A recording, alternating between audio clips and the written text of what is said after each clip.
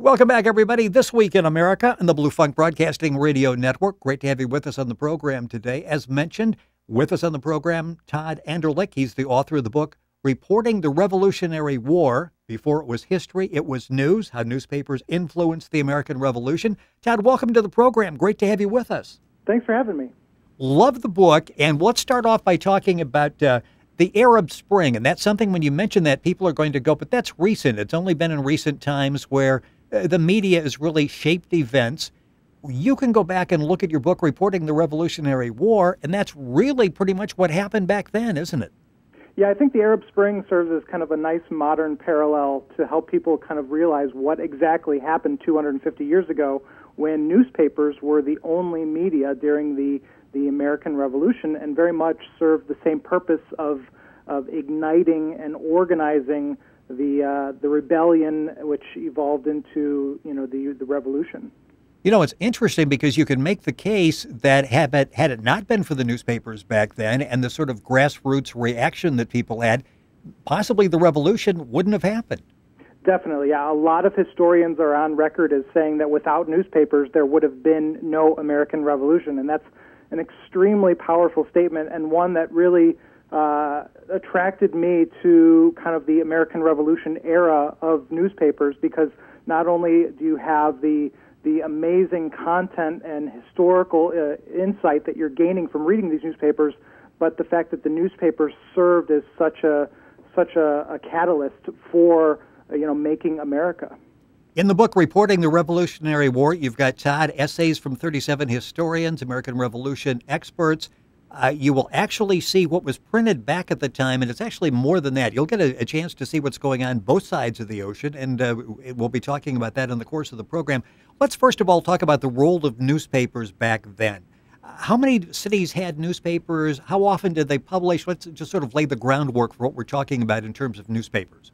Sure. One of the more kind of interesting lessons that you can gain from this book is the understanding of new media versus old. So today, for instance, we have almost an unlimited source pool of news and information. Back then, there were only 38 newspapers being printed when the first shots were fired on Lexington Green. The very first newspaper started in America, the first successful newspaper, I should say, in Boston in 1704, the Boston Newsletter.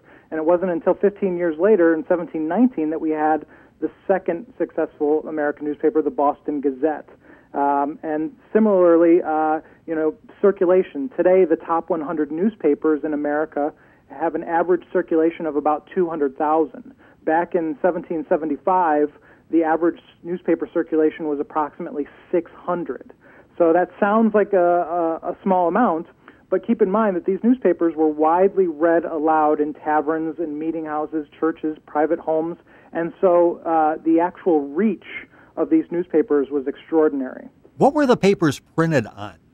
The newspapers back then were printed on rag linen paper. So prior to 1870, before the transition to wood pulp paper that we have today, newspapers were printed on linen rags that were boiled and pulped and sifted into these very durable sheets of paper. So these linen rags from people's clothing and ship sails of the time were extremely durable in their paper form because they were acid-free, and so they've held up in great condition. And in fact, we'll find newspapers today at 250 years old that are in better condition than, say, last week's Chicago Tribune or New York Times, which is probably already yellowing and brittle.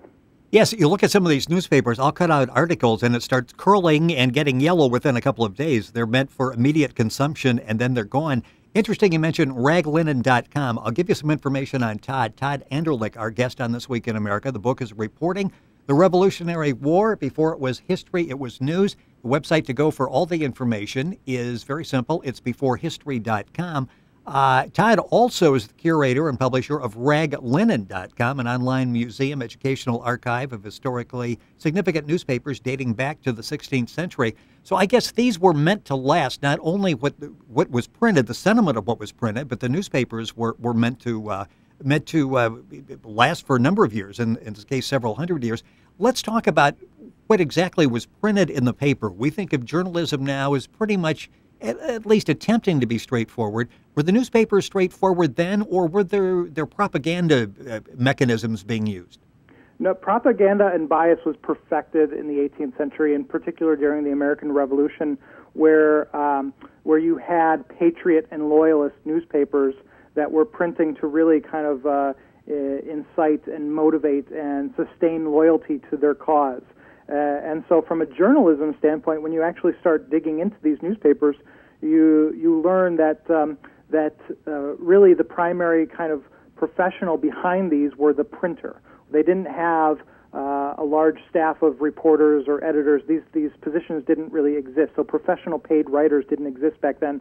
So the printer would turn to private correspondence as the number one news source of the period. So frequently you'll see these newspapers lead into their articles with the phrase "extract of a letter from," and then who that letter came from. Typically, it's either a pseudonym or like a generality, like an officer or a commander in the field. And then during the war, you see a lot of what are called after-action reports, where the commanding officer would write a summary of the battle. Let's say, the Battle of Trenton. So George Washington would write the summary of the crossing of the Delaware and the Battle of Trenton and send that to the President of Congress, at which time that was in Baltimore, not Philadelphia. And then that President of Congress would share that summary with the local newspaper printer, who would print it in their local edition. Now, another primary source of news back then was other newspapers. So much like we have the AP and Reuters and other newswire services today, back then they had a news exchange system. So once the local newspaper printer would print the after-action report, that newspaper would be shared up and down the colonies with the other colonial newspaper printers, who in turn would reprint that almost verbatim, typically verbatim, in their own edition. And so you would see George Washington's own account of the Battle of Trenton appear in multiple newspapers throughout America. And this is one of the key reasons why Americans were kind of kept informed and really motivated to continue fighting, is because New Englanders, after the fighting left the New England area, were able to kind of keep informed and aware of what's going on in the mid-Atlantic and the southern colonies. What you're actually seeing in the book Reporting the Revolutionary War is an account of actual reproductions of newspapers from the time, mistakes and all, typographical errors, that type of thing. Everything is there. And you really say you really need to read this for context, that you don't skip the ads or the obits. Those are interesting too, but it really gives you a layer of context for what was happening at that time. Yeah, so again, these newspapers were the only mass media of the day, and this is the first time that these newspapers are being reproduced in their full-color original form, so readers get to feel like they're reading over the shoulder of George Washington or Paul Revere. And other kind of journalism elements that really stand out to you is the fact that there are no headlines in 18th century newspapers, or I should say there are very few headlines. Most of the time what you see is a date line to represent the other newspaper and the date of that edition in which it was extracted, or the fact that cover stories were typically found on page 2 or 3. So picture an 18th century newspaper as only 4 pages, one large sheet of paper that's folded in half.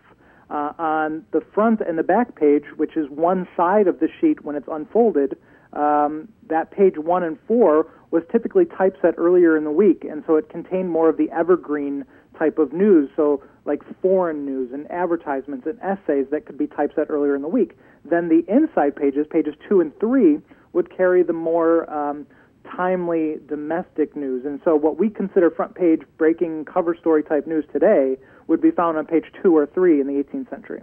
No, it's interesting because it gives you a real perspective, and you could read sort of the British account as well. And it's interesting because they would often present views somewhat favorable, agreeable with what was happening over here. Yeah, definitely. There were sentiments of kind of Americanism and patriotism on both sides of the Atlantic, which was obvious in the newspapers, much like you would experience today with any kind of long, lingering type of war, where you're going to hear voices of opposition and dissent that want a long war an expensive war to end. So very much so, you would see that, and then likely, or similarly, you would also see, the pro-British accounts where the battles of Trenton and Princeton, for instance, are decisive American victories. But in the London Chronicle, you would read those accounts as if they actually had won those battles. You're listening to This Week in America, our website, thisweekinamerica.us. Todd Andrlik is our guest on the program. Author of the book Reporting the Revolutionary War, Before It Was History, It Was News. The website to go to is beforehistory.com. The book is excellent. It's available all across the country. Time's going by too quickly. Let's talk about some of the events that you report upon, or you are showing how it was reported upon at the time. Let's go back and talk about Lexington and Concord. Was that really was that the battle that really started the war? Yeah, I think what stood out for me was just how close the shot heard round the world came to happening months prior to Lexington and Concord in many other New England areas. So, for instance, the 4 months before the Battle of Lexington in Portsmouth, New Hampshire, you have a conflict that very much so came inches away from being the starting point of the Revolutionary War. And had there been actual bloodshed, I think the history books would have been rewritten. And then similarly with the journalism kind of tidbits that you gain from this book, you see that the Battle of Lexington and Concord was covered in newspapers around Boston, not in Boston, because most of the newspaper printers in Boston had already escaped town for the threat of this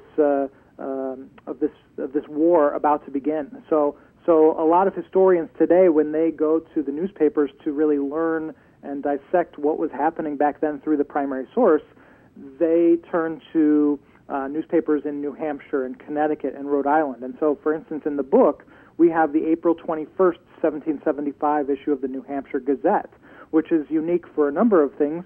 One is that it actually prints the news of the battles on its front page. So I just explained how front page news was typically found on page 2 or 3. Well, this news was so fresh and so important and so kind of groundbreaking to them that they actually placed that news on the front page in the left column, the entire left column. And it also had a headline. So headlines were not very prevalent back then, but in this case, they had a centered headline over that left column on the front page that said "Bloody News." So, two kind of journalistic highlights there, in fact. In the book, Reporting the Revolutionary War, Before It Was History, It Was News. It really, as you can tell in Todd talking about it, it's full of action, of drama, of suspense. You're going back and you're sort of reliving that. I'm going to talk about the Boston Tea Party. We've got a couple of minutes left in the program. Was that just about taxes? Well, the Boston Tea Party is interesting from a newspaper perspective because you get this vibe that even though they had just destroyed what is equivalent to hundreds of thousands of dollars worth of British goods in Boston Harbor, that they were very much trying to be sensitive to all other property of the British. So, for instance, you read one of the most famous eyewitness accounts in the Essex Gazette of December 21st, 1773, that teaches you that a padlock aboard one of the ships and that the rebel colonists quickly replaced that padlock so as to be absolutely blameless for anything being destroyed other than tea. And then similarly, they wanted to make sure that the world knew that they didn't pocket or steal any of the tea for themselves. And so that account includes details of one of the rebels trying to pocket the tea but quickly being seized and pummeled by the other participating colonists. As I'm starting to read, I've got this vision of George Washington as larger than life. As I'm reading it, I'm realizing he's much larger than life. Was that the impression you got of Washington as you're reading the newspaper accounts of the time? He was definitely larger than life. I mean, he was next to Benjamin Franklin, one of the top two celebrities on American soil back then. But what it did for me is that it made the American Revolution and the Founding Fathers real. So for me, as a non-degreed historian, as somebody who's doing this as an enthusiast, and someone who kind of was triggered this intense enthusiasm and excitement for history through reading newspapers, I discovered just how much more real the American Revolution felt when reading it through the newspapers of the period. So prior to reading newspapers from the 18th century, the American Revolution just always had this kind of unrealistic vibe, because most of what I was familiar with was the oil paintings and and some cartoonish kind of caricatures, which were often created years after the war ended and tend to be unrealistic in their depictions. These newspapers are some of the most timely printings of the events and every event of the American Revolution, and they include the details and the transgressions and the day-to-day, almost real-time correspondence and details of the founding fathers and all of the textbook classics that we are so familiar with. And so for me, newspapers are what made the American Revolution real, and it made it leap out of the page and just grab me from the collar and say, study me, learn more. There's so much more depth to the story of the American Revolution that we get in our textbooks, and here it is. Well, it's not overstating to say it, the real-time coverage of events that would change the world forever, and they are real-time because that's actually what was being reported, the exact words that were being used at that time. Yeah, and where were you when we were studying this in high school and college? This would have been a lot more interesting if we would have had your book back then.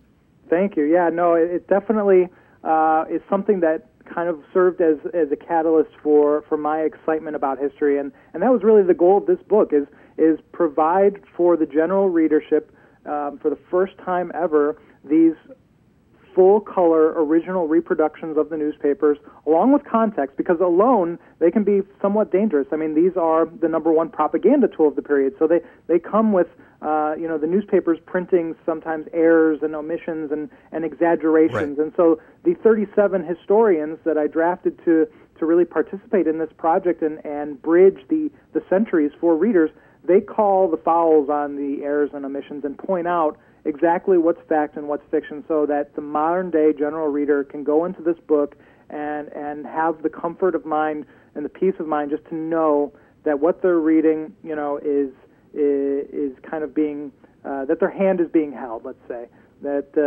they are able to dissect these newspapers, even though they're not historians. But in the same breath, you get to become the historian, because it's not just the articles that are provided, it's the context, the bits and pieces around the article. So you can see the advertisements of the day, the obituaries of the day, the deserted soldier notices of the day, and you can just kind of, I guess, overwhelm yourself with bits and pieces of the 18th century. The book, and it's an excellent one, is Reporting the Revolutionary War. Before it was history, it was news. Todd Andrlik has been our guest on This Week in America. The book is available all across the country, Reporting the Revolutionary War. And you go to Todd's website, beforehistory.com. Go to our website, thisweekinamerica.us, and you can link on and get all the information on the book. Todd, it's been a pleasure. Yeah, I know you got over 5 years of your life invested in this, and we appreciate it because it's a great escape and really takes you back to the time and gives you a much better understanding of what it took to form this country. Thanks so much for having me. I appreciate it. Todd, thank you so much. You're listening to This Week in America on the Blue Funk Broadcasting Radio Network.